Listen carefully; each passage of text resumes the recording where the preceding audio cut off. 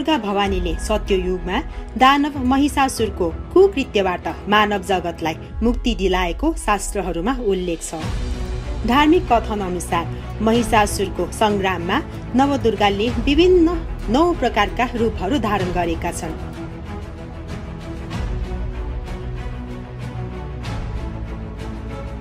नवदुर्गाको नाच सुरु भएपछि रोग व्याधि कम हुने जनविश्वास छ।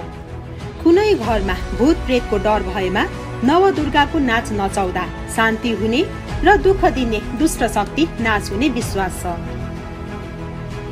नवदुर्गा देवगनमा पित्तलको सानो मन्दिर हुन्छ। यसलाई शिफोद्य भनिन्छ, जुन महालक्ष्मीको प्रतीक हो।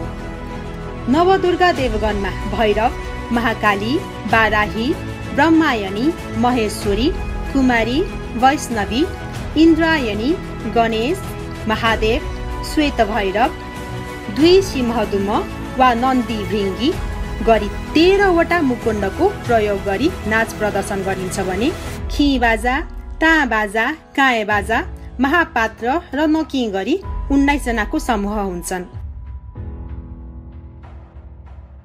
यो जात्राले मल्लकालीन समयमा नेवार जनजीवनमा सबैसँग मिलेर बस्ने, संयुक्त परिवारमा बसी काम गर्ने भावना, ठुलालाई गरिने आदर सत्कार, सानालाई गर्ने माया प्रेम, सामाजिक मर्यादा, रीतिरिवाज, वेशभूषा, रहन सहन, खानपिन आदिलाई चरितार्थ गरेको पाइन्छ।